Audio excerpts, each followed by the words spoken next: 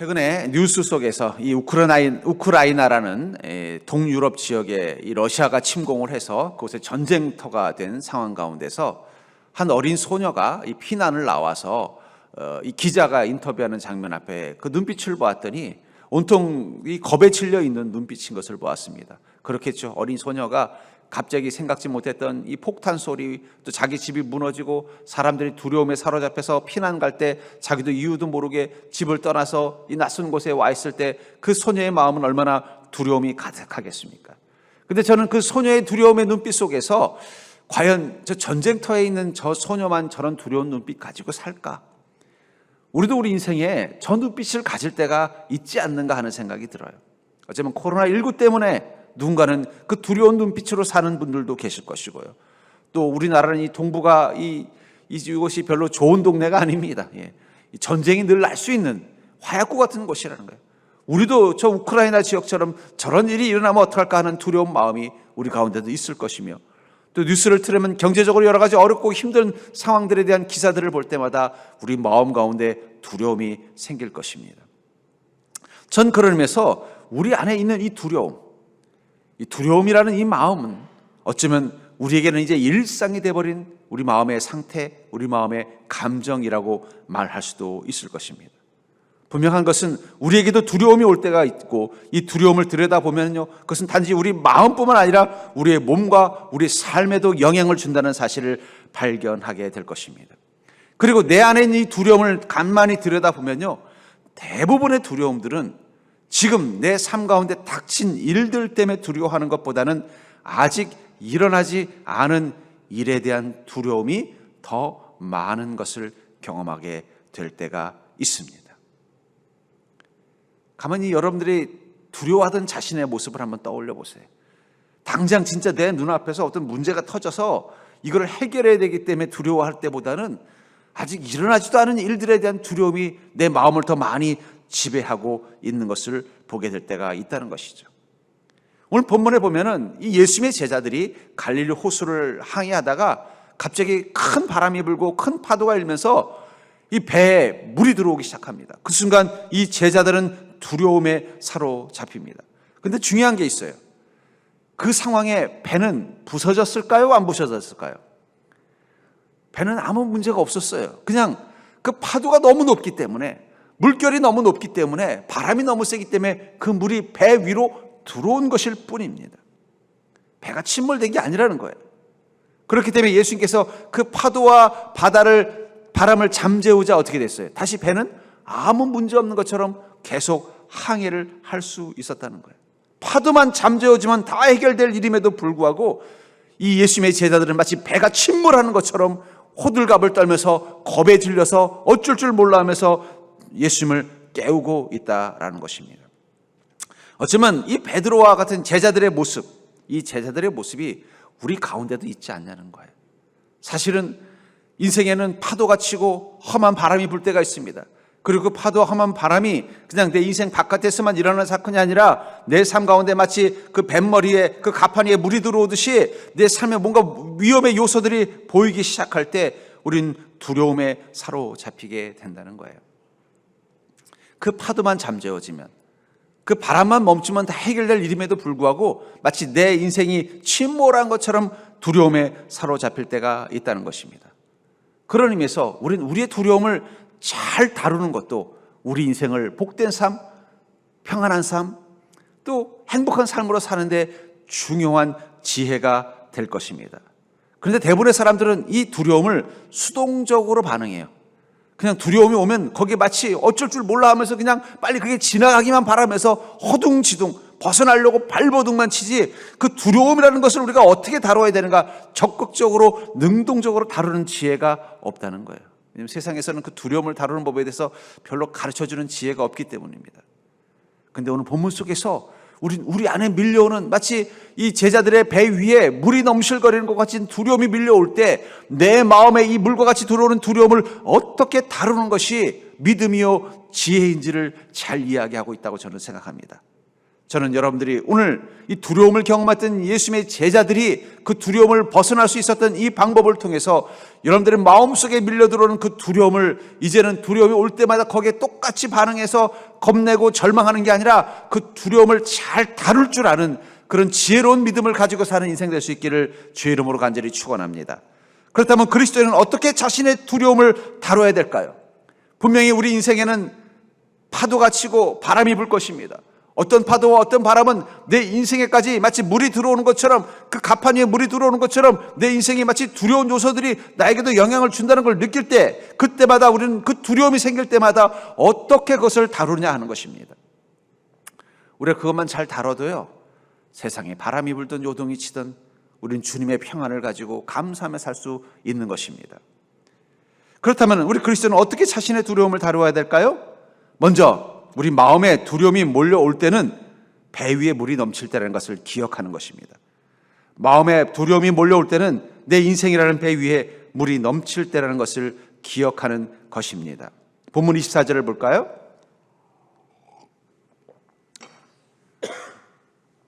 바다에 큰 놀이 일어나 배가 물결에 덮이게 되었을 때 예수께서는 주무시는지라. 바다에 어떻게 됐다고 말하고 있어요? 큰 놀이 일어나서 배가 물결에 덮이게 되었다. 여러분, 이 바다든 강이든 늘 파도는 이는 것입니다. 왜 갈릴리 호수를 이 바다라고 불렀을까? 물론 이 바다라는 말을 이 히브리어나 이 헬라어 속에서는 좀 다른 의미로 쓰고 있지만, 아마 바다라고 부른 것은 그 갈릴리 호수가 어떤 곳이라는 거예요. 호수 같지 않은 곳이에요. 꼭 바다같이 느껴지는 곳입니다. 실제로 그것은 아마 바람이 많이 불었고 그 바람의 영향으로 인해서 평범한 호수보다는 더 험한 바람이 불던 곳이고, 그것 때문에 배들도 자주 좌초되는 그런 좀 험한 호수라고 볼 수 있을 것 같아요. 그렇죠처럼 우리 인생에는 늘 파도가 입니다. 그리고 그 파도는 인다는 걸 알면서도 우리는 항해를 해야 될 때가 있다는 거예요. 이 갈릴리 호수에서 고기를 잡는 어부들, 또 그것을 여행하는 이 여행객들은 파도가 불 것을 몰라서 배를 타고 가는 게 아니라 불지만 그래도 가야 되기 때문에 가는 거예요. 우리 인생도 그렇죠. 우리 인생에 파도가 없을 거라고 생각해서 사는 게 아니에요. 알지만 살아야 되기 때문에 사는 것입니다. 알지만 살아야 되기 때문에 그 인생의 항해를 하는 거예요. 근데 문제는 그 파도가 내 배 안에까지 들어오지만 않으면 돼요. 그런데 어떨 때는요, 그 파도가 너무 심해서 내 삶에 영향을 주기 시작을 한다는 거예요. 마치 그 가판 위에 물이 올라오는 것처럼, 너무 파도가 높아서 그 가판 위에 물이 넘쳐 들어오는 것처럼 내 인생의 가판에 이 문제가 들러오고 그것이 위기감처럼 느껴질 때가 있다는 거예요. 그래서 여러분들, 우리가 세상을 위해서 왜 기도해야 되는가? 이 땅을 위해서 왜 기도해야 되는가? 이 땅이 하나님의 나라가 되기 위해서도 기도해야 되지만 그 파도는 반드시 내 삶에도 영향을 주기 때문입니다. 세상이 잘 돼야 우리 삶도 평안한 것입니다. 여러분들이 대한민국에서 태어나지 않고 저 시리아나 우크라이나에서 태어났다고 한번 가정해 보세요. 여러분 지금 이곳에서 예배 드리는 것도 쉽지 않을 것입니다. 그 세상이 좋은 곳이 되도록 우리 기도하셔야 된다는 거예요. 두려움은 어쩌면 이 세상에 부는 파도가 내 마음이까지 넘실거리게 될 때 우리는 두려움을 겪는 거예요. 여러분, 세상이 흉흉하다고 우리 두려워하지 않아요. 인간은 그렇게까지 착하지 않습니다. 그 파도가 내 삶에 영향을 줄 때, 경기가 안 좋다고 할 때는 두려워하지 않아요. 갑자기 내가 수입이 줄어들 때, 그 영향 때문에 수입이 줄어들 때 걱정이 되는 거예요. 사람들이 뭐 코로나 걸렸다 이럴 때 우린 두려워하는 게 아니라 갑자기 내 가족들이 내 주변에 또 나도 뭔가 이상이 있다고 느낄 때 두려움이 오는 것입니다. 결국 인간은 어떨 때 두려움이 있겠냐? 세상에 부는 파도와 바람이 내 인생 가운데도 들어올 때, 그때부터 우리는 두려움을 느끼기 시작한다는 거예요. 그런데 아까 말했지만 여러분들, 이 베드로와 이 제자들이 탔던 이 배가 지금 물이 그 배 안으로 들어오고 있는 이 상황 가운데 배가 침몰하고 있었던 상황은 아닙니다. 그냥 파도가 너무 심하다 보니까 물이 그 배 안으로 들어오고 배 안에서 막 그 파도에 이기지 못하고 배가 막 힘들어하는 막 소리가 나기 시작했을 뿐이라는 거예요. 그런데도 마치 침몰한 것처럼 막 절망하게 되는 것이죠. 그게 인간의 연약함이에요. 세상에 파도가 치고 바람이 불고 그것이 내 삶에 조금이라도 영향을 주면요, 마치 내 인생이 끝난 것처럼 절망하는 게 인간의 연약함이라는 거예요. 그런 인간의 연약함을 알기 때문에 주님은 이렇게 말씀하시죠. 시편 42편 5절에 내 영혼아 내가 어찌하여 낭망하며 어찌하여 내 속에서 불안하여 하는가. 너는 하나님을 바라라. 그 얼굴의 도우심을 인하여 내가 오히려 찬송하리로다. 우리 영혼을 향해 뭐라고 말하는? 너 어째서 낭망하며 어째서 내 속에서 불안해하느냐? 오늘 본문에서도 예수님께서 뭐라고 말씀하고 있습니까? 어찌하여 무서워하느냐? 어째서 낭망하고 어째서 불안해하느냐? 너는 지금 파도를 보지 말고 하나님을 바라라. 하나님을 바라보라는 거예요. 여러분들 우리 인생 가운데 그 파도가 들어올 때도 우리는 하나님을 바라보는 믿음이 있어야 낭망하지 않고 불안해하지 않습니다. 우리 영혼은요 어린아이와 같습니다. 우리의 껍데기는 마치 어른처럼 행동하지만 우리의 영혼은 어린아이와 같습니다. 조그만 인생의 파도가 불어도 두려워할 수밖에 없다는 거예요. 천둥 소리만 들어도 겁을 먹는 어린아이처럼 말입니다. 그때마다 우리는 낭망하고 불안해합니다. 그렇기 때문에 뭐라고 말하는 거예요? 너는 하나님을 바라보아라. 다시 말하자면 배에 물이 들어온다고 배가 침몰하는 거 아니에요. 여러분 세상에 큰 파도가 치고 그 파도의 영향이 여러분들 삶 가운데 영향을 미친다고 해서 여러분들의 인생이 무너지는 것은 아닙니다. 왜냐하면 여러분들의 인생에는 하나님이 함께 계시기 때문이에요. 근데 우리 안에 마음이 뭐예요? 젊은이들 말로 자꾸 쫄아요. 문제가 조금만 생기면 막 마음이 막 겁을 먹어가지고 야 이거 이러다 끝나는 거 아니야?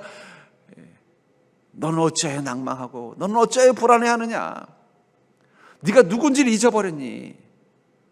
너는 하나님이 함께하는 인생이며 하나님이 너의 인생을 바라보고 있다는 것을 왜 잊어버리냐는 거예요. 너는 하나님을 바라라. 어쩌면 믿음이라는 것은 바로 두려움 속에서 주님을 바라보게 하는 힘입니다.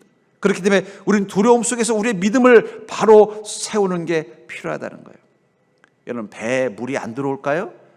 고기를 잡으러 가는 이 어선들을 이렇게 제가 TV에서 봤더니 이 어선들이 고기를 잡으러 가면요 파도가 잔잔한 날만 고기 잡는 게 아니더라고요. 막 파도가 얼마나 큰지 어떨 때는 배보다 더 높은 파도가 있는 데서도 고기를 잡아요. 또 그런 데서 고기를 잡다 보면 파도에 물이 어떻게 돼요? 배 안으로 들어와요. 근데 왜 침몰하지 않을까요? 제가 거기서 재밌는 걸 봤습니다. 그 갑판 위에 보니까 이 펜스 쪽으로 구멍들이 나 있더라고요. 그러니까 파도에 물이 들어와서 안에 있으면 어떻게 돼요? 다시 그 구멍으로 빠져나가더라고요. 아, 그래서 침몰하지 않는 거구나. 만약에 그 구멍이 없으면 어떻게 돼요? 계속 물이 쌓이면 침몰할지도 모르겠죠. 근데 물이 들어와도 그 갑판 옆에 있는 펜스 쪽의 구멍을 통해 물이 도로 빠져나가기 때문에 그 배는 그 험한 파도에서도 끄떡없이 침몰하지 않고 고기 다 잡고 돌아가더라고요. 제가 그걸 보면서 깨달았습니다. 믿음이 그런 것이구나. 여러분 절대로 믿음은 갑판에 달린 물구멍과 같은 것이다. 여러분 두려움을 막을 수는 없어요. 우리 인생에 두려울 수밖에 없는 상황들이 있어요. 아, 저 파도, 저 문제가 좀 내 인생까지는 안 들어왔으면 하는데 그 내 마음이지. 그렇게 되지 않을 때가 있다는 거예요. 파도가 멈실거리고 바람이 너무 세면 내 인생에 그 문제가 영향을 줄 수도 있어요. 근데 그것 때문에 침몰하지 않도록 우리에게 만들어주는 믿음의 힘이 뭐라는 거예요? 그게 도로 빠져나갈 수 있는 구멍이 있다는 거예요. 그것만 있으면 되는 거예요.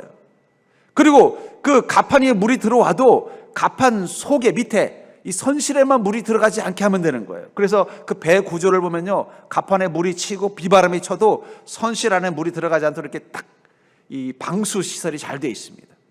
그 안에 공기 주머니만 있으면 침몰하지 않는 거예요. 아무리 두려움이 여러분들의 마음 가운데 다가와도 여러분들의 마음속 가장 깊은 곳에 있는 그 마음의 중심만에만은 그것이 두려워오지 않도록 지켜내면 된다는 거예요. 그게 바로 믿음이에요. 그러니까 믿음이 있는 사람은 설령 그 험한 파도를 만나도 그 두려움에 쓸려다니는 것이 아니라 그 두려움을 흘려보낼 뿐만 아니라 그 두려움 때문에 침몰하지 않게 만들어주는 하나님의 은혜와 능력이 되기 때문에 우리 인생의 배 위에 물이 들어올수록 더 믿음을 꽉 잡아야 돼요. 갑자기 파도가 심해져서 배 위로 물이 넘실거릴 때 선장은 분명히 그럴 것입니다. 갑판 위에 있는 선실의 문들을 다 닫아라. 저 물이 저 선실 안에 들어가지 못하도록 꽉 닫아라. 그러면 이 배는 침몰하지 않을 거야.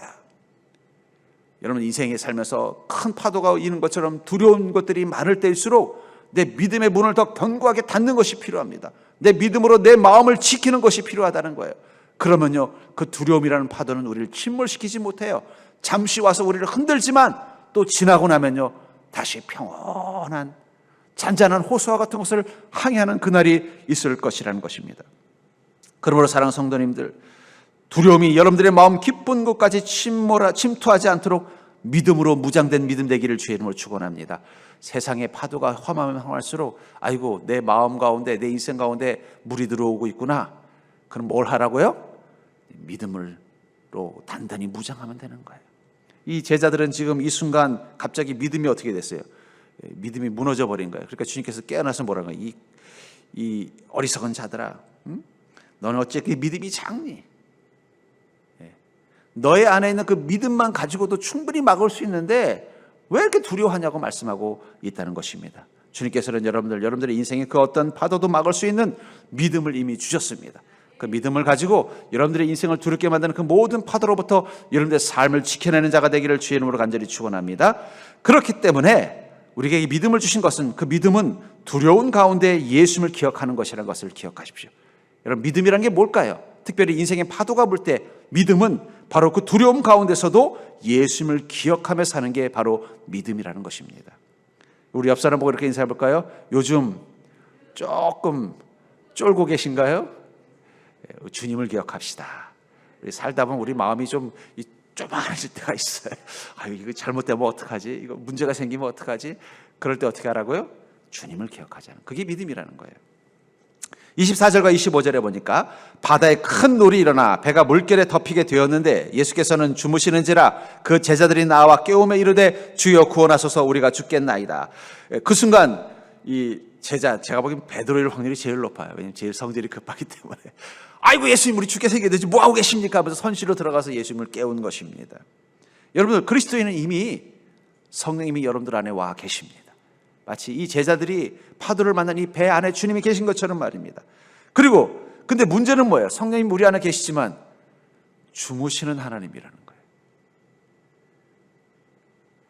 깨어있는 하나님이 아니라 주무시는 하나님일 때 우리는 주님이 나와 함께 계신지를 모르는 것입니다. 어쩌면 우리가 우리 인생의 파도를 만나 두려워하는 이유는요, 하나님이 내 안에 계시다는 것을 잊어버리는, 주무시는 하나님처럼 느껴질 때가 있어요. 여러분 그럴 때 있죠? 가족들하고 같이 살다 보면은요, 자녀들의 집 방에 자녀가 왔는지 안 왔는지 모를 때가 있어요.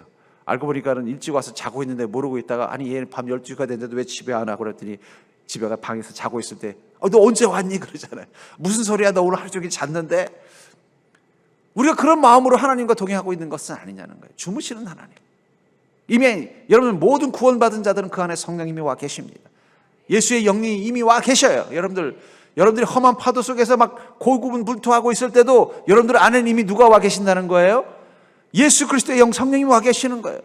근데 그분이 여러분들이 생각하되 주무시는 하나님이라는 거예요. 어린 자녀들이, 저희 아이도 그렇습니다만, 갑자기 바깥에서 막 천둥 소리가 나고 막 요란한 태풍이 불면요, 옆방에 부모가 있는데도 무서워서 어떻게 돼요? 엄마, 아빠 불러요. 그래서 왜? 그러면 자요? 그래요. 그러면 아니, 그러면은 들어와요. 오늘 밤은 좀 같이 있어 달라고. 옆방인데도. 그래서 어떻게 해요? 침대 한가운데 탁 누워서는 있어요. 그럼 우리 또 피곤하면 자면은요, 얘는 무서워서 잠을 못 자니까 자꾸 어떻게 돼? 깨워요. 엄마 자? 아빠 자? 그러면 속으로 그래요. 오늘은 잠자기 틀렸다. 아니, 옆에 누워있는데도 어떻게 되는 거예요? 그 두려움이 있으니까 같이 있다고 못 느끼는 거예요. 불을 켜고 깨워서라도 같이 이야기라도 해야 내 옆에 있다고 느껴야만 비로소 그 어린아이는 두려움을 이길 수 있는 것입니다. 우리가 인생에 마치 그 어린아이가 천둥을 만나고 태풍을 만난 밤과 같이 우리 인생의 두려움의 밤을 만났을 때 우리도 모르게 이미 내 안에 계신 주님이 나와 함께 계심을 잊어버리고 있다는 거예요. 믿음은요, 그걸 기억하는 거예요. 아, 지금 주님이 나와 함께 계시지. 내가 그걸 깜빡했구나. 인생의 두려움 가운데서 아, 주님은 분명히 나와 함께 계시지. 지금도 깨우는 거예요. 하나님 주무세요. 일어나세요. 저에게 말씀해 주세요. 시편 46편 1절부터 3절에 보면은 하나님은 우리의 피난처시여 힘이시니 환난 중에 만날 큰 도움이시라. 그러므로 땅이 변하든지 산이 흔들려 바다 가운데 빠지든지 바닷물이 솟아나고 뛰놀든지 그것이 넘침으로 산이 흔들릴지라도 우리는 두려워하지 아니하리로다. 이런 믿음이 뭐예요? 환난 중에 만날 하나님. 하나님이 나와 함께 계십니다. 그리고 그 함께 계신 하나님은 환난 중에서 내게 큰 도움이 되시기 때문에 땅이 변하든 산이 흔들리든 바다에 빠지든 바닷물이 뛰놀든 그것이 넘쳐서 산이 흔들리지. 여러분, 파도가 얼마나 넘치는지 산까지 흔들릴 정도라면 그건 거의 종말의 수준이죠. 우리는 두려워하지 아니하리로다. 예. 여기 특별히 환난 중에 만날이라는 이 만나다라는 단어가 맞자라는 히브리어를 쓰는데 이 말은 기다리고 있었는데 우연히 만난 게 아니라 찾아다니다는 뜻을 가지고 있어요. 그러니까 여러분들 환난 중에서 하나님을 찾아다니는 믿음 되기를 주의 이름으로 축원합니다. 나 지금 힘들어 죽겠는데 하나님 어디 계세요? 이게 아니라 하나님 찾아다니셔야 돼요. 그래도 이 베드로가 그래도 예수님이 사랑했던 게 뭐예요? 겁은 많고 인생의 파도 앞에서 호들갑을 떨어도 그 순간 누구를 맞자 하려고 한 거예요? 예수님을 찾아다녔다는 거예요. 다른 제자들은요, 예수님이 있는 것도 까맣게 있고 막 허둥지둥거리고 있을 때 그래도 맞아 예수님 계시지? 내가 왜 이러고 있지? 빨리 예수님 찾아가서 좀 어떻게 해달라고 부탁을 해야지. 여러분들 환난 중에서 우리가 주님을 찾아다니는 믿음 되기를 주의 이름으로 축원합니다. 하나님은 우리의 피난처시요 힘이십니다. 환난 중에 찾아다녀야만 만날 수 있는 은혜의 하나님이라는 걸 기억하시기 바랍니다. 그런데 자꾸 두려움이 생기면요, 사람이 본능적으로 어떻게 돼요? 마치 허우적거리는 것처럼 자기 힘으로 해결해 보려고 선전긍긍하니까 문제는 해결되지 않고 두려움은 점점 더 커지고 낙심이 되는 거예요. 믿음이라는 건 문제가 생길 때 주님 먼저 찾는 것입니다. 하나님, 저 이렇게 됐는데 저 어떻게 하면 좋습니까? 지혜를 주십시오. 힘을 주십시오. 말씀해 주십시오. 저는 그대로 따르겠나이다. 그게 바로 주님을 찾는 믿음이라는 것입니다. 두려움이 올라가면 자기가 혼자라는 착각에 빠집니다. 그때 주님께서 이 혼자라는 착각에 빠지는 제자들을 향해서 뭐라고 말해요? 어찌하여 무서워하느냐. 이 어찌하여라는 건 뭐예요? 내가 함께 하겠다는 걸 왜 기억하지 못하고 있냐는 거예요. 여기 깨우며, 저는 이 문장을 보면서 예수님은 이 파도가 치는데도 얼마나 피곤하셨으면 주무셨을까, 이런 생각을 하다가 어쩌면 이건 잘못된 표현일 수도 있겠다는 생각이 들었어요. 시편 121편 3절부터 4절에 보면은 여호와께서 너를 실족하지 아니하게 하시며 너를 지키시는 이가 졸지 아니하시리로다.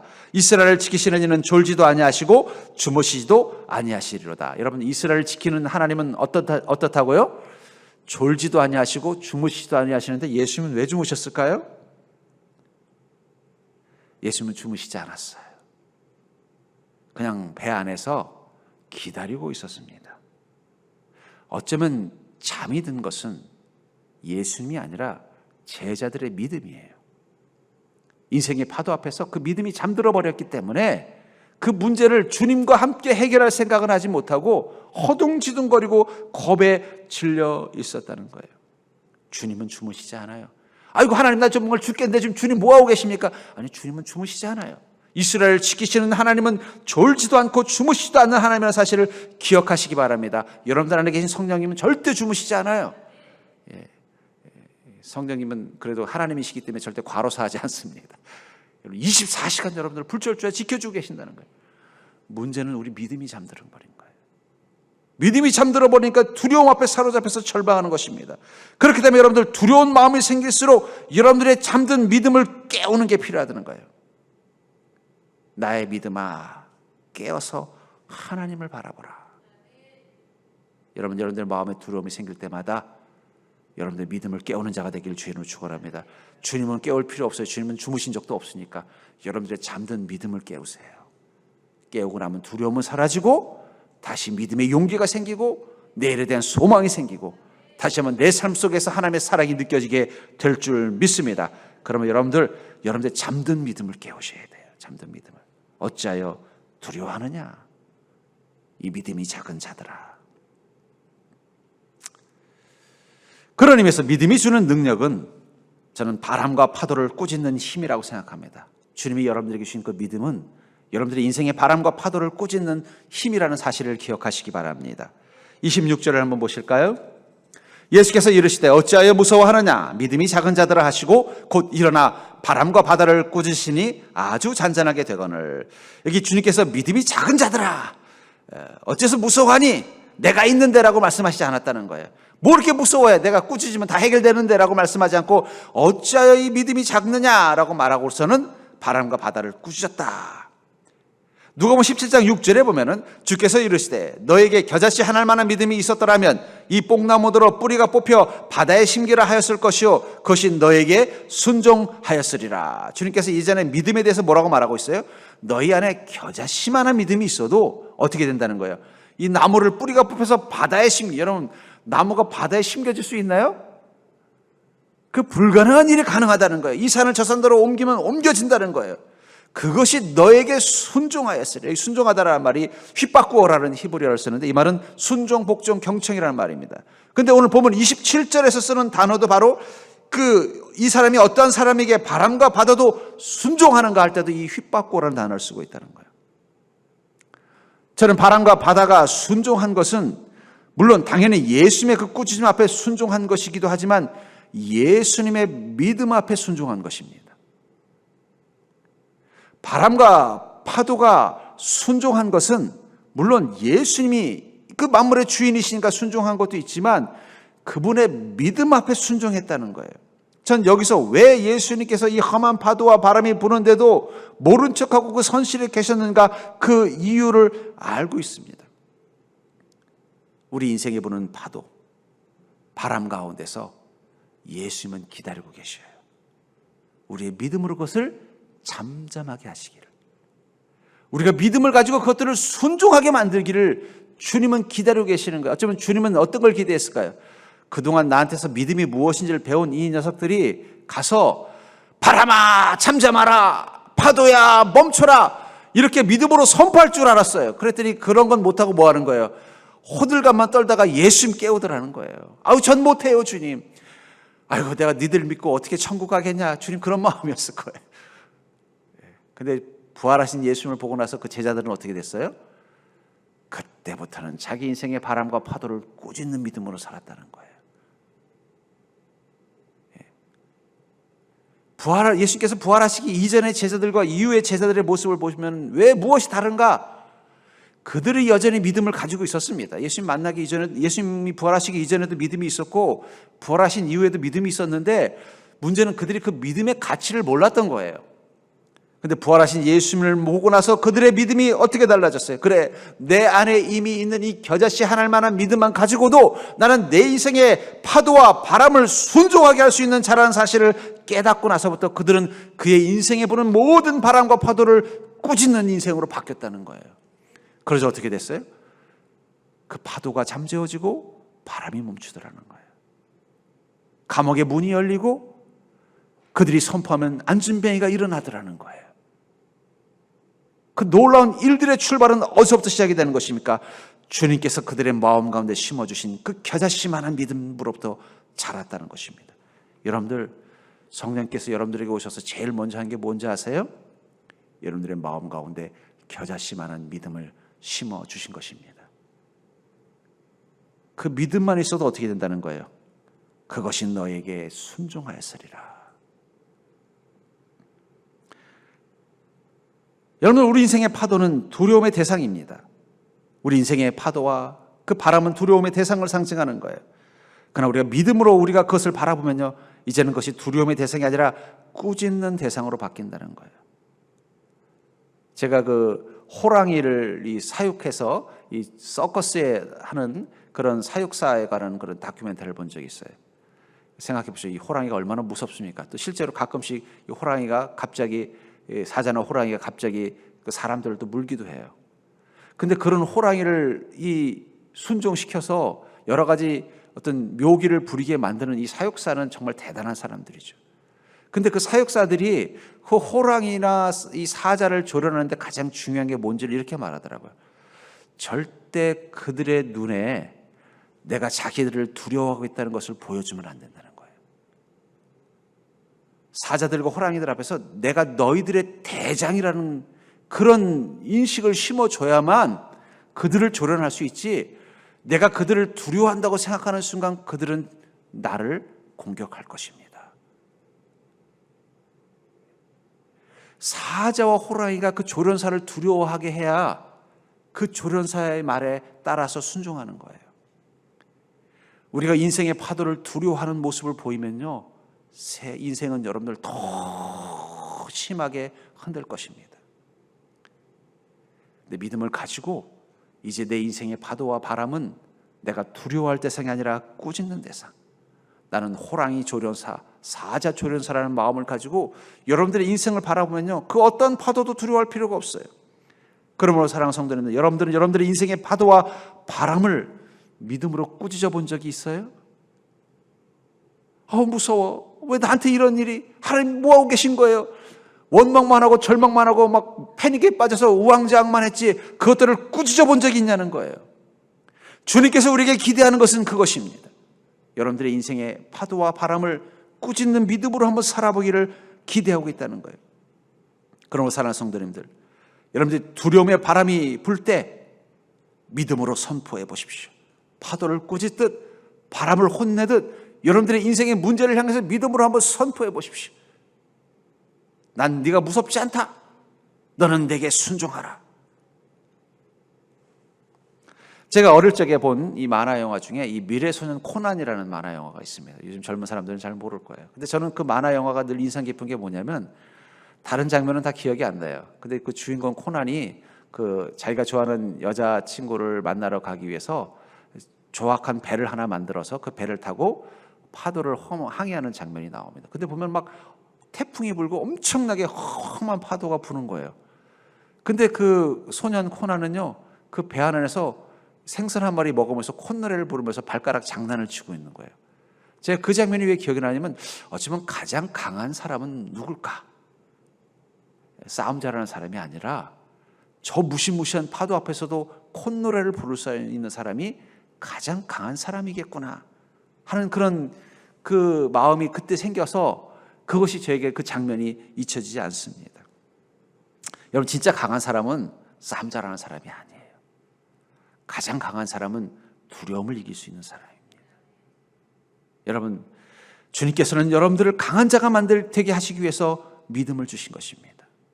다윗이 그 인생 골리앗 앞에서 강하게 만들어 주신 것처럼 여러분들이 여러분의 인생의 파도와 그 바람 앞에서 강한 자가 되게 하시기 위해서 주님은 여러분들에게 믿음을 주셨다는 거예요.